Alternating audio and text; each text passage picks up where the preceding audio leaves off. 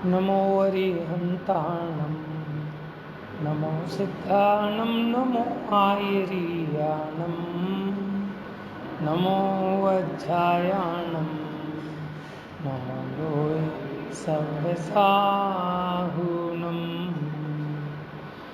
वन्दितु सर्वसिद्धे ध्रुवमचलमनोवमं गतिं पत्ते वोच्छामि समयबाहुरे नमो शुभकेवली भणिदम् नमः समयसाराय स्वानुभूत्या चकासते चित्स्वभावाय भावाय सर्वभावान्तरक्षिदे निज स्वरूप को परमरस जामे भरो अपार वंदो परमानंदमय समय सार अविकार। पेज नंबर 255, गाथा नंबर 91 पेज नंबर 255। तो पिछली गाथा नंबर 90 में अपनी ये बात चली कि अनादि से मोह से युक्त होने के कारण यद्यपि उपयोग का स्वभाव कैसा है, शुद्ध निरंजन एक स्वरूप है, लेकिन फिर भी ये मोह से युक्त होने के कारण कैसा हो रहा है, अशुद्ध, सांजन और अनेक प्रकार का हो रहा है। फिर अब अगली गाथा में कहते हैं कि जब आत्मा के 3 प्रकार के परिणाम विकार का कर्तृत्व होता है, माने जब आत्मा स्वयं में मिथ्या दर्शन अज्ञान अविरति रूप परिणमित होता है, तब स्वयं उद्गल अपने आप ही कर्म रूप परिणमित होता है। देखो, जम कुण दिभाव मादा कत्ता सोहोदितस्य भावस्य कम्मत्तं परिणम दे तम ही स्वयं पोगल दफम। जो भाव जीव करे उस भाव का करता बने, उस ही समय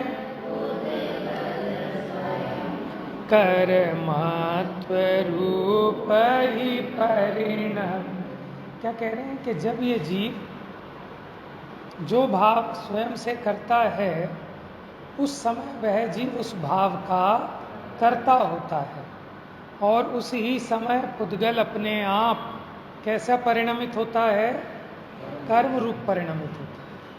ठीक है ना। जैसे हम जिस समय जो भी भाव कर रहे हैं, तो उन भावों के कारण माने हम उस भाव के करता है अपने, लेकिन उसके निमित्त पने से स्वयं उद्गल कर्म रूप परिणमित होते हैं। अशुभ भाव है तो वो पाप प्रकृतियाँ, शुभ भाव है तो पुण्य प्रकृतियाँ। लेकिन पुण्य और पाप का भेद तो घाती कर्मों में है कि आघाती कर्मों में है। हाँ जी, क्या होते हैं घाती? जो हमारी आत्मा का घात करते हैं वो घाती, और आघाती जो आत्मा का घात नहीं करते वो आघाती। वास्तव में नाम तो इसीलिए मिले, लेकिन इसका अर्थ ऐसा समझना कि जो आत्मा के अनुजीवी गुणों का घात करने में निमित्त हो, कर तो सकते ही नहीं कर्म। जब मैं कर्म का नहीं कर सकता तो कर्म मेरा कैसे कर सकते हैं? हाँ, जब वो कर्म का उदय होता है तो उनके निमित्त से मैं स्वयं अपने आप अपने आत्मा का घात करता हूँ। घात मतलब कि जो मेरा स्वभाव है वो प्रकट नहीं हो पाना, इसी का नाम तो घात है। समझ में आया ना। जैसे एक बच्ची, अब वो पढ़ लिख के जज बन सकती थी, लेकिन आपने उसको पढ़ने नहीं दिया, तो आपने क्या किया? उसका घात किया ना। घात का मतलब यही नहीं है कि नष्ट कर दिया, लेकिन वो जो उसकी योग्यता थी, जो शक्ति थी, आपने उसको व्यक्त नहीं होने दिया, इसका नाम है घात किया। तो हम अपने केवल ज्ञान का घात कर रहे हैं कि नहीं कर रहे हैं? केवल ज्ञान का हम अपना घात कर रहे हैं कि नहीं? अब घात तो उसका होता है जो हो, केवल ज्ञान तो है ही नहीं आपको, तो घात कैसे किया? कि वो केवल ज्ञान होने की मेरी सामर्थ्य है, लेकिन मैंने अपने उस सामर्थ्य को स्वयं के अपराध से व्यक्त नहीं होने दिया, तो घात किया कि नहीं किया? समझ में आया?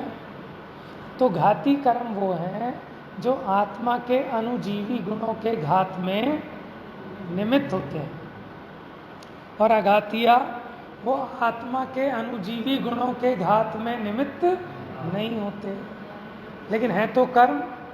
और कर्म किसे कहते हैं? जो जीव को दुख दे, परतंत्र करे। तो उसने परतंत्र किया है कि हाँ, यद्यपि वो आत्मा के ज्ञान दर्शन चारित्र गुणों का घात नहीं करने में निमित्त, लेकिन फिर भी आत्मा के जो प्रतिजीवी गुण हैं, प्रतिजीवी गुण क्या? एक दिन और बताया था ना, एक तो गुण होते हैं सद्भाव रूप, एक होते हैं अभाव रूप गुण, अथवा माने अभाव रूप गुण भी ऐसा नहीं है कि होते नहीं है तो वो भाव रूप, लेकिन उनको समझाने में किसी न किसी के अभाव की तरफ से समझाते हैं। जैसे हमने कहा देखो ये जो सज्जन यहाँ बैठे हैं, इन्होंने आज तक कभी जुआ नहीं खेला, समझ में? चोरी आज तक चोरी तो की नहीं, सपने में भी, शराब को तो सूंघ के भी नहीं देखा, तो इनके लिए जोरदार ताली। तो आप प्रशंसा कर रहे हो कि निंदा बेइज्जती कर रहे हो? बेइज्जती है। तो बताओ ये गुण है कि नहीं कि उसने आज तक चोरी नहीं की? देखो ये कैसा है, ये एक अभाव रूप है कि इन्होंने चोरी नहीं की ना, चोरी करने का इनको अभाव है। जैसे हम किसी का परिचय कराएं कि साहब ये देखो ब्रह्मचारी जी हैं, इन्होंने शादी नहीं की, तो ये कैसा कथन है? नास्ति पर। और हम कहें देखो इन्होंने विशारद की है, इन्होंने डॉक्टरेट की है, इन्होंने इस चीज़ में पीएचडी की है, समझ में आया, इन्होंने व्रत ग्रहण किए हैं, ये एक तरीके से अस्थि परक हो गया, सद्भावी। तो आत्मा में जैसे ज्ञान दर्शन चारित्र, ये गुण तो है रूप हैं, और आत्मा में अरस, अगंध, अस्पर्श, अवर्ण, माने स्पर्श रस गंध वर्ण का अभाव है, ये भी गुण है। लेकिन ये कैसा गुण है? ये अभावात्मक टाइप। देखो जैसे आत्मा इस शरीर के संयोग में रहे, ऐसा आत्मा का गुण नहीं है, तो लेकिन आज शरीर के संयोग में है, तो आत्मा के ऐसे गुण का घात किसने किया? नाम कर्म ने, गोत्र कर्म ने, आयु कर्म ने, वेदनीय कर्म ने। समझ में आया? देखो आत्मा बंधा है ना, इसके बंधन में कौन कौन से गुण प्रकट होते हैं इनके अभाव में? वेदनीय के अभाव में कौन सा गुण प्रकट होता है? सिद्ध भगवान की वो करते हैं ना पूजा की जयमाला, उसमें भी आते हैं, और अशरीरी सिद्ध भगवान, ठीक है ना? आप पढ़ते तो बहुत हैं, लेकिन पढ़ने के साथ समझ में आना चाहिए। नहीं आए बराबर वाले से पूछ लो, उसका भी ध्यान, जो इधर उधर चंचल हो रहा है उसको भी एकाग्रता बनेगी, अपने को भी, ठीक है ना? जो भी हम पूजा करते हैं, एक भी शब्द, एक भी अक्षर हम जो पढ़ते हैं, ठीक है ना, हम मानो हमने ज़िंदगी में 50 बार एक पूजा कर ली, और फिर भी अगर हमें अभी ये पता ही नहीं कि इसका क्या मतलब है, या हमारा ध्यान भी नहीं गया, तो फिर हमारे पढ़ने की सार्थकता क्या है ना? तो इसलिए पढ़ते हुए भी जो भी बात समझ में नहीं आ रही, दूसरे भाई से पूछ लो, उसे नहीं आ रही वो भी तीसरे से पूछेगा, नहीं आ रही चौथे से, किसी ना किसी से तो पता चलेगी, और जागृति रहेगी, आनंद भी आएगा, पूजा के साथ साथ स्वाध्याय भी रहेगा। नहीं तो पूजा खत्म हो जाती है तो पता भी नहीं पड़ता कि हो भी गई, क्योंकि पूजा चल रही होती है, हम दुकान का हिसाब चल रहा होता है ना? तो सारी कीमत उपयोग की है, आपको आनंद अपने उपयोग का आएगा। जितनी देर आपका उपयोग यहाँ रमेगा, उतनी कसाई की मंदता होगी, ठीक है ना? उतनी वो जो बेचैनी है, आकुलता है, वो घटेगी, तो आपको रस बनेगा, मोह भी मंद पड़ेगा, बुद्धि अपने आप तेज चलेगी। तो किस बात पे कह रहे थे? अशरीरी सिद्ध भगवान। अब उसमें क्या पढ़ते हैं? अगुरु लघु, अव्याबाद, निराबाद है, सूक्ष्मत्व, कौन सा रह गया? अवगाहनत्व, ठीक है? अब देखो अव्याबाद क्या है? कि बिना बाधा के, ये जीव को सुख हो लेकिन कैसा सुख हो? निर्बाध, जिसमें कोई बाधा ना आए, कोई पराधीनता ना हो। तो वेदनीय कर्म का क्या काम है? ये जो साता असाता होती है सांसारिक सुख दुख, उसमें वो निमित्त बनता है। यद्यपि अरहंत भगवान के भी वेदनीय कर्म है, उसका उदय भी है, लेकिन वो इतना मंद है कि वो अपना कार्य करने में समर्थ नहीं है। लेकिन हमें आपको जो साता असाता वेदनीय का है, तो हम उस संयोग के माध्यम से सुखी दुखी होने की कल्पना करते हैं। अच्छा, आयु कर्म के कारण हम इसमें पिंजरे में बंधे रहते हैं। यद्यपि मेरा स्वभाव नहीं है, मैं अरूपी हूँ। आत्मा कैसा है? आत्मा का ये गुण है ना, तो ये अनुजीवी गुण है कि प्रतिजीवी गुण है?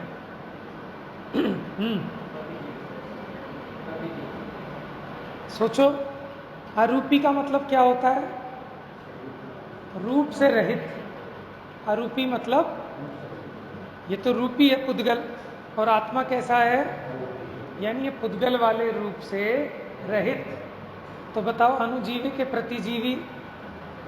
प्रतिजीवी। जब भी हम रहित वाली, अभाव वाली बात करेंगे तो वो प्रतिजीवी गुण है। जैसे आत्मा का गुण है कि अरूपी रहे, लेकिन नाम कर्म के कारण संसार दशा में आत्मा अभी रूपी शरीर के संयोग में रूपी जैसा हो रहा है।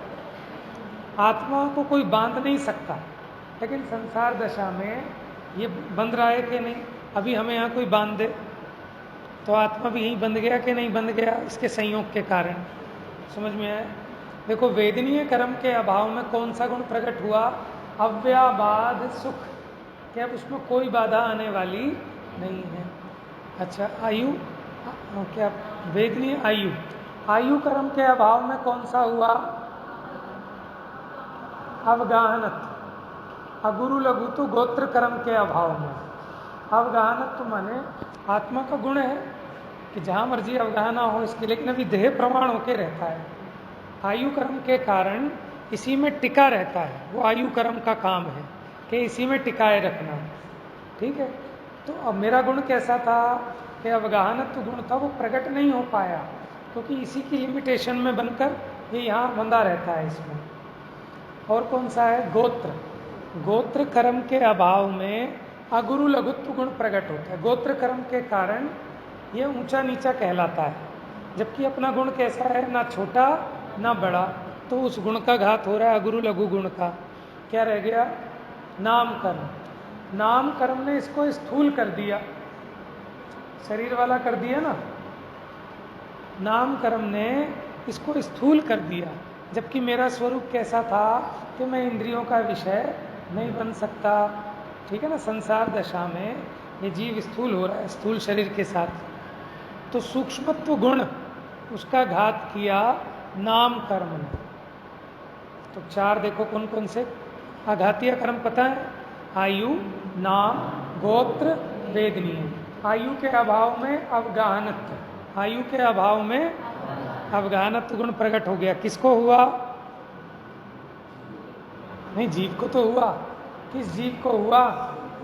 सिद्ध भगवान को। हमें तुम्हें थोड़ी हुआ अभी, क्योंकि आघातीय कर्म किसके नष्ट हुए? तो सिद्ध भगवान के ही होगा। और किसी स्तुति में पढ़ा आपने सिद्ध भगवान के अलावा? सूक्ष्मत्व क्या है?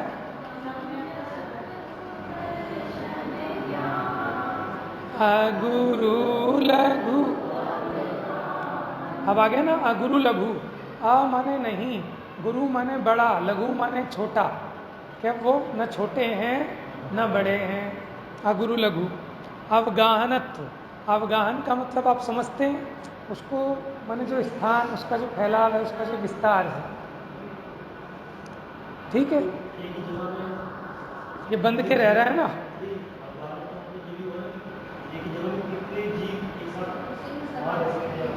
अवगाहना वैसे तो विशेष रूप से आकाश का गुण है ना।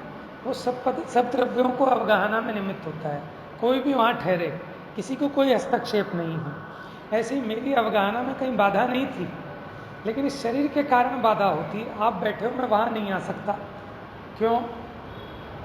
अवगाहनत्व गुण व्यक्त नहीं है। उसका घात हुआ ना किसके कारण? आयु कर्म के कारण।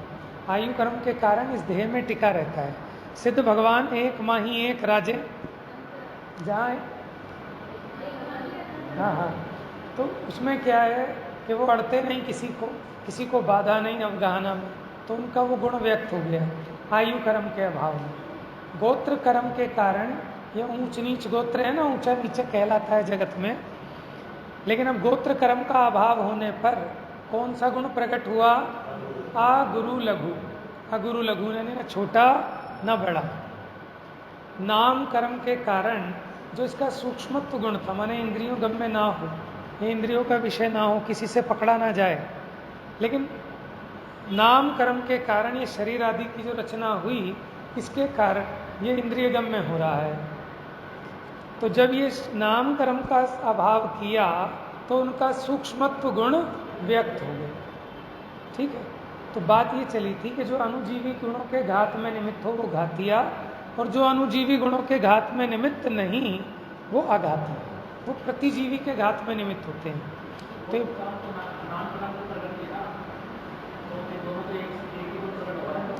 किनके नाश से?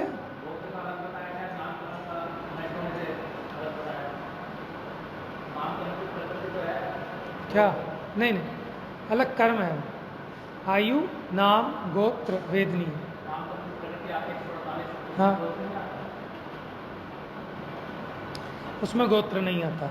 तो यह कह रहे हैं जो भाव जीव करे स्वयं उस भाव का ही कर्ता बने, उस ही समय पुद्गल स्वयं कर्मत्व रूप ही वो अपने आप कर्म रूप परिणमित होते हैं।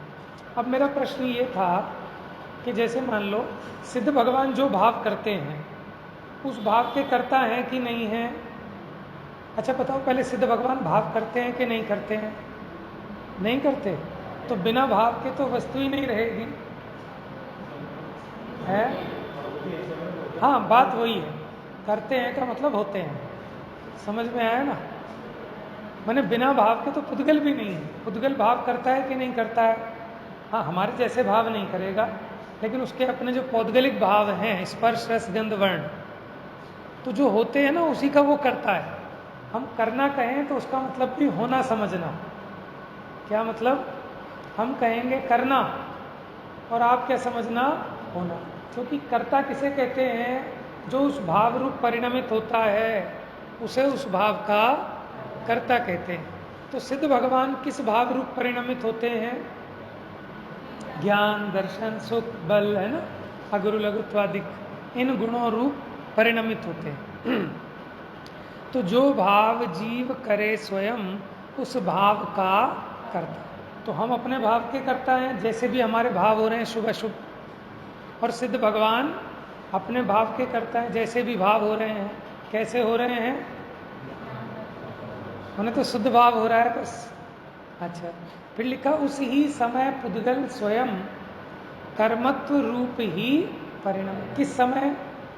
जिस समय जीव अपने भाव करता है उस समय पुद्गल स्वयं कर्म रूप परिणमित होता है। अब मेरा प्रश्न है, सिद्ध भगवान जिस समय अपने भाव रूप परिणमित होते हैं उस समय वह अपने भाव के करता है, उस समय पुद्गल स्वयमेव डैश रूप परिणमित होता है। बताओ क्या? प्रश्न समझ में नहीं आया? दोबारा से देखो। देखो, जिस समय सिद्ध भगवान अपने जिस भाव को करते हैं उस समय वो उस भाव के करता है, गाथा में देखते रहना। और जिस समय उन्होंने अपना जो भाव किया उस ही समय पुद्गल स्वयं डैश रूप परिणमित हो है, कर्म रूप परिणमित होंगे। अच्छा, एक बात बताओ, सिद्ध भगवान को भी कर्म बंधने लगेगा क्या?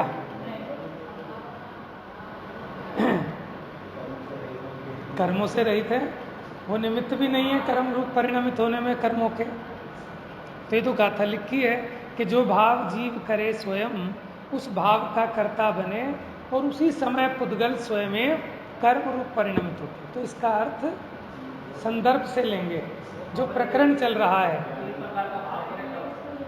प्रकरण चल रहा है किसका? मिथ्यात्व ज्ञान अविरति की बात चल रही है। तो जो जीव कह रहे हैं ना, तो वो अज्ञानी संसारी जीव की चर्चा है, समझ में? कि जो माने एक विषय चल रहा है तो उसी के साथ बंध के आपको समझना पड़ेगा, नहीं तो इसीलिए जो टूटक ग्रंथ हैं, क्या कहा, जो टूटक ग्रंथ हैं वो प्रमाण नहीं होते, वो ग्रंथ नहीं है। माने हमने कोई गाथा यहाँ से ले ली, कोई गाथा वहाँ से ले ली और लिख दिया, वो ग्रंथ नाम नहीं पाएगा। वो आप गाइड कह सकते हो, हेल्प बुक हो, लेकिन वो ग्रंथ नहीं है। ग्रंथ कहते ही उसे जो गूंथा जाता है, और गूंथने में कुछ कलाकारी होती है, एक क्रमिक विकास होता है विषय का, ठीक है ना। कब कब क्या क्या विषय आएगा, जैसे कोर्स होता है बच्चे का, ठीक है ना। जैसे 10th क्लास का गणित की पुस्तक लिखी, तो क्या ऐसे ही कहीं से भी जो मर्जी सवाल उठा के रख देंगे? उसमें क्रमिक विकास होता है बौद्धिक लेवल के हिसाब से। पहले थोड़ा इजी आएगा, फिर वो सिखाएं जो अगले वाले चैप्टर में काम आए, फिर उसकी गहराई बढ़ेगी, फिर आगे आगे आगे उसको बढ़ाएंगे। आप इसकी छोड़ो, माने कोई स्टोरी हो या कोई फिल्म हो, तो उसमें भी तो क्रमिक विकास होता है ना। ऐसा थोड़ी कि बीच का एक ट्रेलर देख लिया, बीच का उसका ट्रेलर देख लिया, कुछ भी भाव भाषित नहीं होगा। तो इसलिए कभी भी किसी भी ग्रंथ का अगर सार ग्रहण करना है तो उसको पूरा देखना चाहिए। अब यूट्यूब पे लोग यूट्यूब वीडियो डालते हैं ना, तो कहते हैं पूरा देखना, अधूरा नहीं देखना, क्यों? फिर पूरी बात समझ में नहीं आएगी। ऐसी ग्रंथ में भी पूरा पढ़ना चाहिए। देखो जो गाथाएं एक आध सुनाते हैं वो तो मजबूरी है कि आपको सैंपल दिखा रहे हैं, बस सैंपल अच्छा लगे तो घर पे पूरा, जैसे आपको कोई रेसिपी दिखाए तो सब काम पहले ही अपना तैयार रखता है, आपके सामने तो फटाफट तैयार करके दिखा देगा।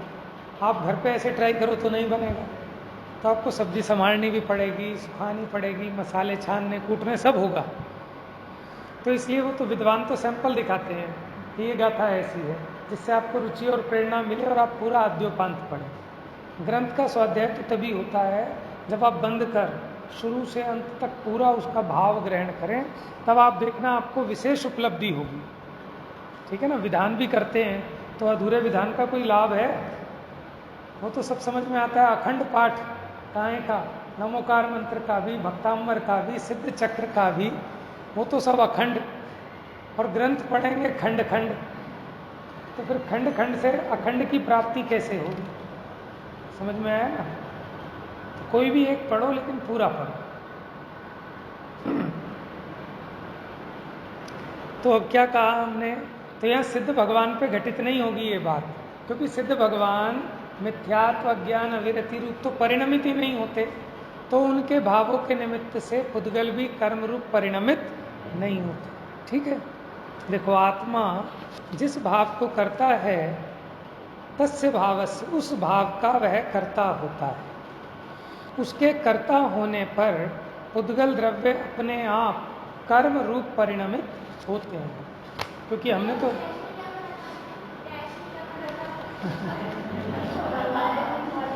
देखो वहां कुछ नहीं आएगा, वहां ही आएगा कर्म रूप नहीं। वो तो मैंने जानबूझ के पूछा था सजगता के लिए, माने कोई सोए नहीं, नींद माने अगर आप बुद्धि को अंगेज रखोगे तो नींद नहीं आएगी, और आपने अपनी बुद्धि को यहाँ नहीं लगाया तो 2 मिनट में नींद आएगी, और यहाँ ज़्यादा जल्दी आएगी, भले ही रात में ना आती हो। समझ में आया ना। यह भाग्य की महिमा है। जब वो माने 84 गेट थे और वो घूम रहा था बुढ़ा, और जब वो उसके पास आए तो उसकी धोती खुल जाए, कभी उसे खुजली लग जाए, कभी उसे मच्छर काट जाए और वो गेट छूट जाए। तो 84 लाख योनियों में एक ये मनुष्य पर्याय मिली, और यहाँ छूटने का अवसर है, और यहाँ सो जाए, प्रमाद में खो दे, तो फिर कितना दुर्लभ है। और उस मनुष्य योनि में भी ये काल कि जब हमें माने कोई जगाने वाली बात सुनने मिले, ठीक है ना, जिससे हमारा सारा दोष दूर हो जाए, और उस काल में भी सो जाएं, तो फिर भैया कितना दुर्लभ है। ये माने कोई हमारा पूर्व पाप का तीव्र उदय है कि हमने ऐसा पुण्य तो बांधा कि जिनवाणी का संयोग मिले, समागम मिले, सब कुछ मिले, लेकिन उसका लाभ नहीं मिल रहा। समझ में है ना। देखो जीव ऐसे ऐसे भावों से कैसे कैसे कर्म बांधता है, जैसे दान दिया लेकिन फिर पीछे पछताया। समझ में है। तो संपदा तो मिल जाती है, लेकिन उसका यूज नहीं कर पाता, उसका चौकीदारी करता है जिंदगी भर। समझ में, पंच कल्याणक कराया खूब बढ़िया पैसा खर्च करके, और बाद में पछताया कि बेकारी खामोखा पंडित जी ने लुटवा दिया। समझ में, पछता गया। तो संपत्ति तो मिल गई, लेकिन ऐसी मिली कि बस उसकी चौकीदारी करी। समझ में, अब जिनवाणी मिली, लेकिन जिनवाणी का लाभ नहीं ले पाए। तो समझना चाहिए और सावधान होने की जरूरत है उस कर्म को काटने के लिए।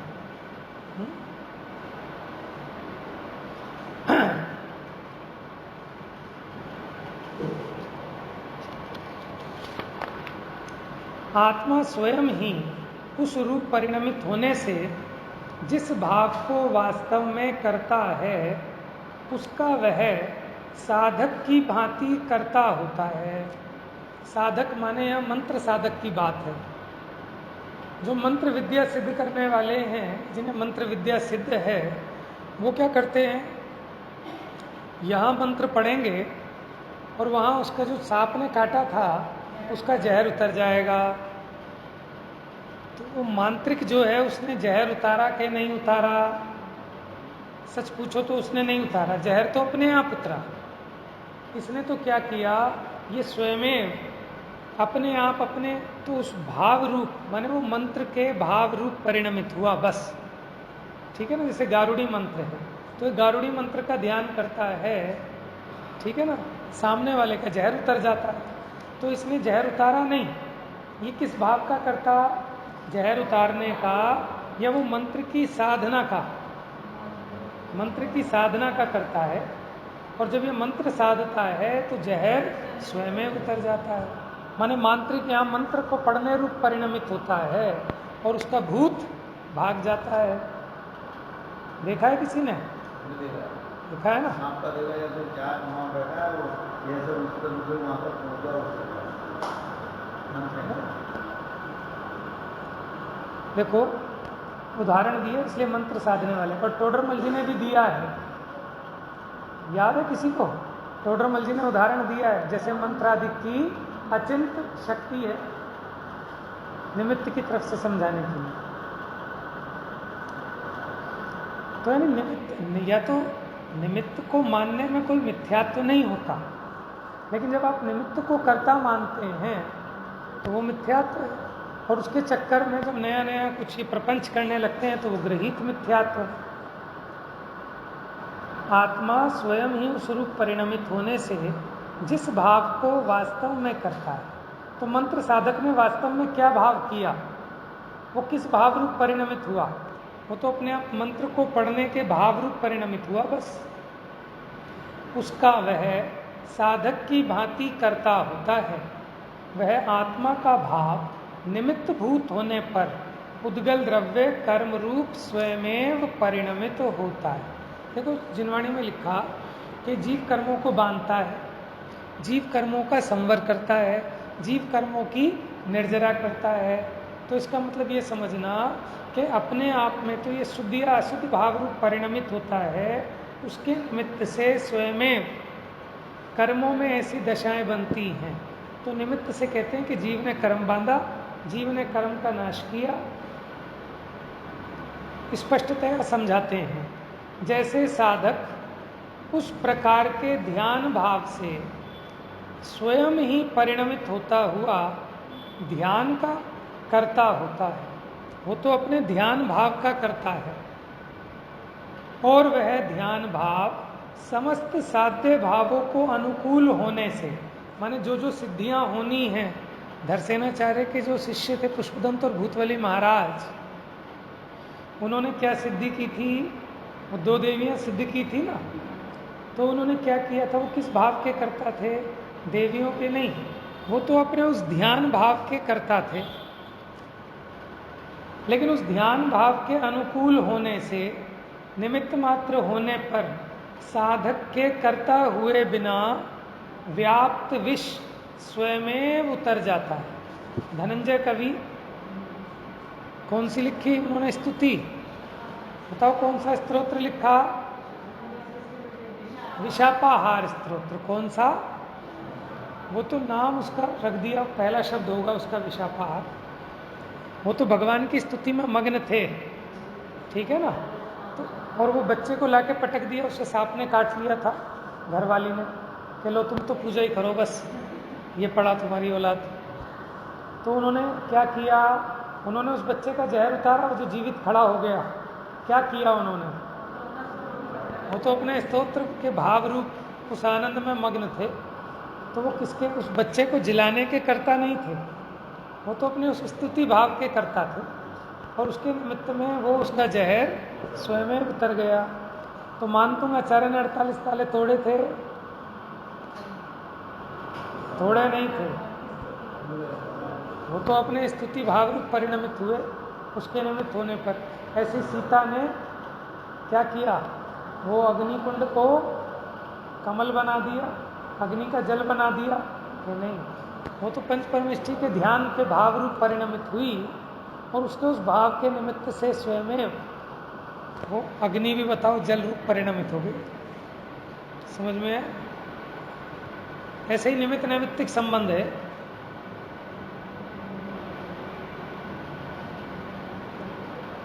ना। जैसे कोई कहता है भाई सब बड़े दुबले हो गए, कुछ खाया पिया करो, ठीक है ना। कोई कहेगा अरे यार बड़े मोटे हो गए, थोड़ा सा पतले हो जाओ। कि बताओ कौन मोटा हो सकता है, कौन पतला हो सकता है? हाँ, ये करने के भाव रूप तो परिणमित हो सकता है, लेकिन उस यहाँ तो वो निमित्त नैमित्तिक भी नहीं है। करने का कितना ही भाव करे कि मैं सेहत बना लूँ दूध के लिए खा के, बनती है क्या?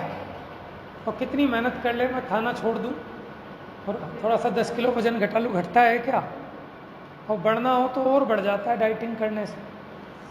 समझ में आया? किसी ने 10 लक्षण व्रत किए कि इस बहाने कम से कम डाइटिंग भी हो जाएगी और फिट भी हो जाएगी बॉडी, तो वो 10 किलो वजन तो टूट गया, लेकिन फिर जब चालू किया 20 किलो बढ़ गया अगले साल तक। समझ? तो यहाँ तो अपनी इच्छा के साथ पर द्रव्य का निमित्त नैमित्तिक संबंध नहीं है, तो इसलिए फिर इच्छा करनी बेकार है। हाँ, इच्छा करी और दुख हुआ, आकुलता के साथ उसका संबंध है पूरा। तो बताओ, इतनी आसान बात आचार्य इतनी गहराई से समझा रहे हैं कि पर द्रव्य का जीव कुछ भी नहीं कर सकता, लेकिन होता हुआ दिखाई देता है। हाँ, दिखाई इसलिए देता है क्योंकि उसमें निमित्त नैमित्तिक संबंध है, और जिनवाणी में भी लिखा है तो वो भी निमित्त की मुख्यता से लिखा है। साधक के करता हुए बिना सर्प आदि का व्याप्त विष स्वयमेव उतर जाता है। स्त्रियां स्वयमेव विडंबना को प्राप्त होती हैं। ये बात तो अपनी चल चुकी थी लॉकडाउन से पहले, क्योंकि किसी ने प्रश्न भी किया था कि स्त्रियां विडंबना को प्राप्त होती हैं मतलब क्या? माने सम्मोहित हो जाती हैं, माने स्त्रियां विडंबना को प्राप्त होती हैं। जैसे कोई जादू मंत्र कर देता है ना, तो मैंने कहीं सुना कि अम्मा जी रिक्शा में जा रही थी, उन्होंने उतार के अपने कड़े खुद ही दे दिए सोने के, तो क्या हुआ कि वो सम्मोहित हो गई ना, विडंबना को प्राप्त हो गई। उसने कोई मंत्र पढ़ा कि क्या जादू किया, क्या किया, तो उसने क्या किया, वो अपने में उस मंत्र भाव रूप परिणमित हुआ, और बाहर में सब दशाएं ऑटोमेटिक बनती हैं। वो तो एक ही भाव स्तोत्र था, ये तो धनंजय कवि ने लिखा था। मैंने वो बोला क्या? अच्छा नहीं, धनंजय कवि ने लिखा है, वो तो वादिराज मुनिराज ने तो एक ही भाव स्तोत्र लिखा है। पढ़ा है किसी ने कभी एक ही भाव स्तोत्र? विशापाहार स्तोत्र, कल्याण मंदिर स्तोत्र, भक्तांबर स्तोत्र सबने पढ़ा है, क्योंकि उसकी ख्याति बहुत हो गई ना। पुरानी मोटे वाली जिनवाणी है बृहद जिनवाणी, ठीक है, और एक और रखी है ऊपर, कौन क्या नाम है उसका, आध्यात्मिक व्यर्थ पाठ संग्रह, मोटी मोटी सी रखी है बहुत सारी। और जैसे लोग भक्तांबर का पाठ करते हैं ना, हमने एक बार अपने यहाँ रखा था कल्याण मंदिर स्तोत्र का पाठ, जब घर का मुहूर्त किया था एक बार कल्याण मंदिर स्तोत्र का, तो लोग कह रहे थे कि ये जो मुमुक्षु है ना कुछ उल्टे ही होते हैं, दुनिया करती है भक्तांबर का, ये पता नहीं कहाँ से ले आए कल्याण मंदिर। समझ में आया? तो हमें थोड़ी सी आदत डालनी चाहिए, कभी कभी उसको पढ़ना चाहिए। बड़ा अध्यात्म है उन स्तोत्रों में भी, एक ही भाव स्तोत्र हिंदी में भी है उसका अनुवाद, है ना, तो पढ़ना चाहिए। कभी 1 घंटे का पाठ रखें, जैसे 1 घंटे का स्वाध्याय रखते हैं ना, कभी किसी दिन 1 घंटे का पाठ रखें। हाँ, अष्टमी चौदस सबसे बढ़िया है। अष्टमी चौदस को हम निवृत्ति लेके 1 घंटा पहले आएंगे और उस दिन कोई ना कोई पाठ करेंगे प्राचीन, एक ही भाव स्तोत्र है और आपका विशापाहार स्तोत्र है, जो नहीं पढ़े अलग अलग रचना है, तो बहुत नई नई बातें ख्याल में आएंगी।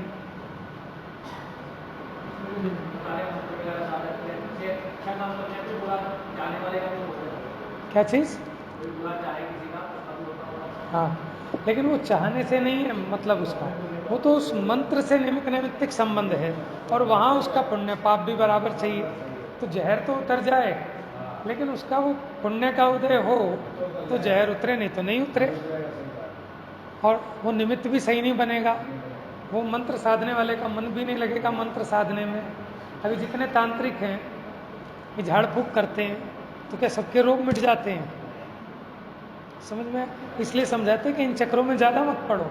ये तो जिन विचारों को पता नहीं है वो अपना माथा फुड़ाएं तो फुड़ाएं, अपनी तिजोरी लुटवाएं तो लुटवाएं।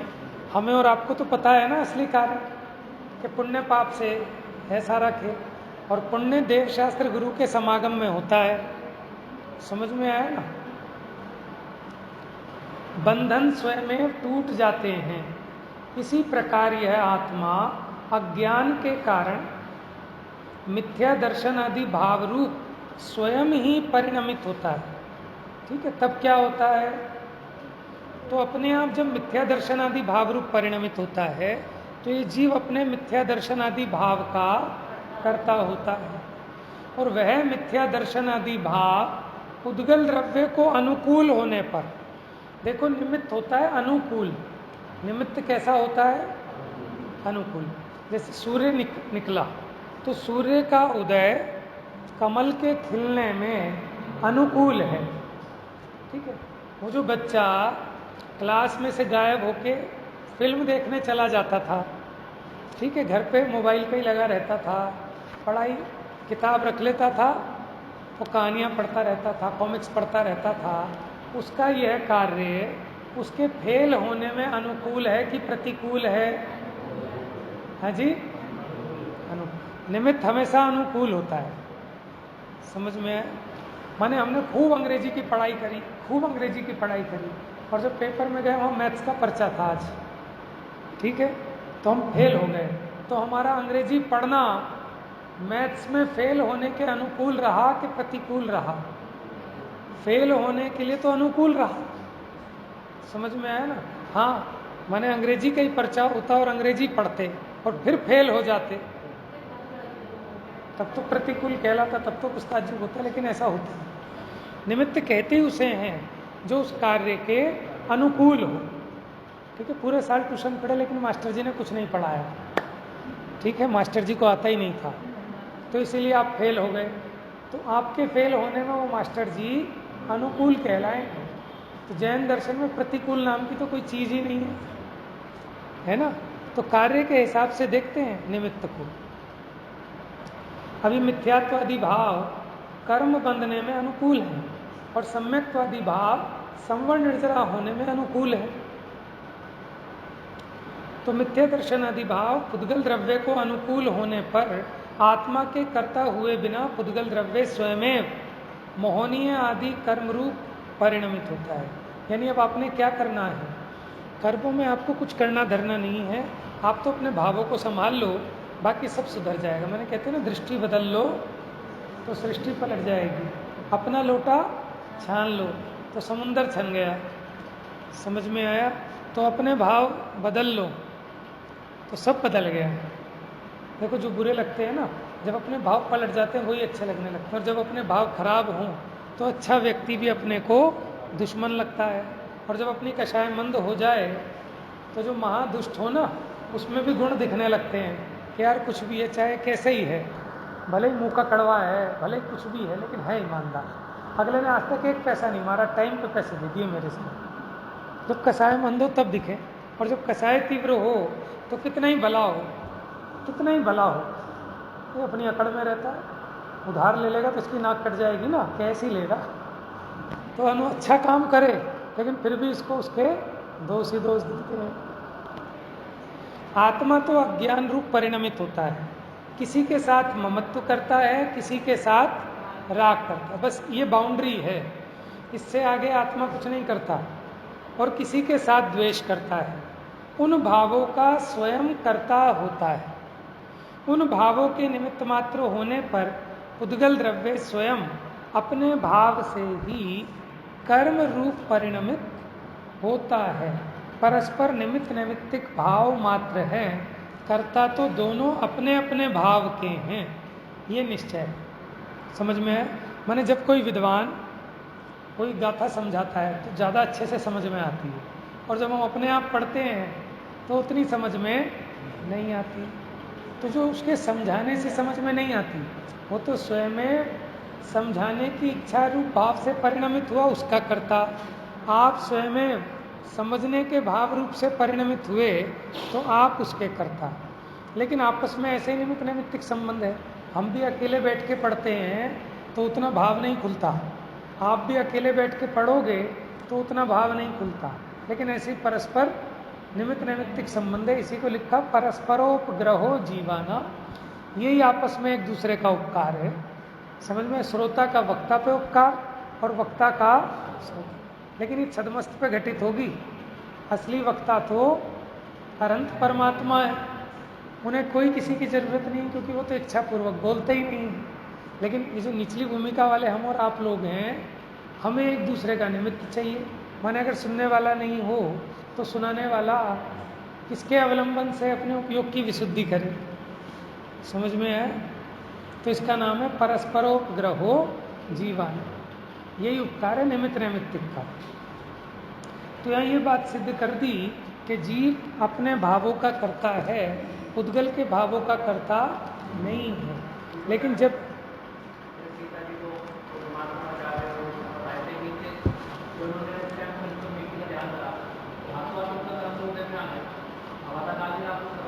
देखो, ये तो प्रथमा नियोग का कथन है प्रेरणा देने के लिए कि अभी नमोकार मंत्र पढ़ा और वो बाधा टल गई। लेकिन अगर कर्णा नियोग से पूछें तो उसके जो पूर्व के कर्म थे, अभी उनका इस प्रकार का उसकी उदीर्णा होनी या उसकी अपकर्षण होना, संक्रमण होना। लेकिन होता क्या है कि वर्तमान के परिणामों के निमित्त से जो पूर्व के बांधे हुए कर्म हैं उनमें भी उथल पुथल हो जाती है। माने जो कर्म का उदय मान लो 10 साल बाद आना था, लेकिन अगर अभी तीव्र कसाय करी वो अभी उदय में आ जाएगा। और ऐसे ही कोई पुण्य का उदय भी, ठीक है ना, इसको कहते हैं उसकी उदीर्णा हो जाना। जैसे वो पानी एक एक बूंद टपक टपक के खाली होता 10 दिन में, लेकिन वो कंकड़ मारा फूट गया, उसकी उदीर्णा सारा अभी की अभी। जैसे अकाल मरण कहते हैं कि माने आयु के निषेध 85 वर्ष के थे, 85 वर्ष में आयु पूरी होती, लेकिन इसके आयु कर्म के सारे निषेध अंतिम अंतर मुहूर्त में एकदम उदीर्णा को प्राप्त होकर वो नष्ट हो गए। तो उसमें उसकी सारी आयु कर्म के निषेध फिर जाने से अभी अभी उसकी मृत्यु हो गई। इसे कहते हैं उदीर्णा। तो ये तो हम प्रथमा नियोग की तरफ से कहते हैं प्रेरणा देने के लिए। देख, उसने नमोकार मंत्र सुना मरते हुए तो कहाँ चला गया? स्वर्ग में। लेकिन हम इसको नियम रूप से नहीं कह सकते। खाली नमोकार मंत्र सुनने से ही नहीं, उस समय उसकी कसाय घटी, और कसाय घटने से उसके उस प्रकार के कर्मों में भी उथल पुथल हुई। और जो नवीन कर्म हुआ अगर पहले बंध गया था तो उसमें उत्कर्षण अपकर्षण जो हुए, ठीक है ना, तो वो कर्णा नियोग की बात है भाई।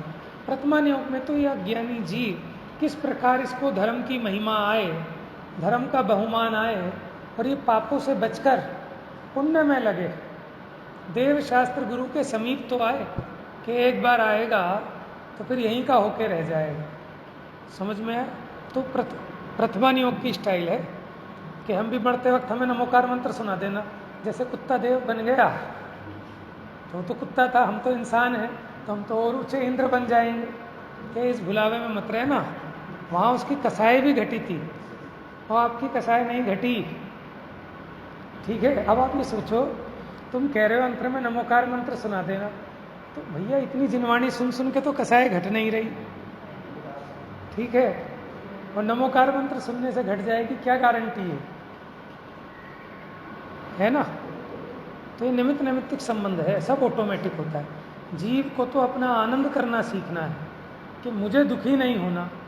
अब दुखी क्यों होता हूँ, निकल के यही आएगा रिजल्ट कि अपनी अज्ञानता से होता हूँ। किसी को चोर का भय है, किसी को अकस्मात भय है।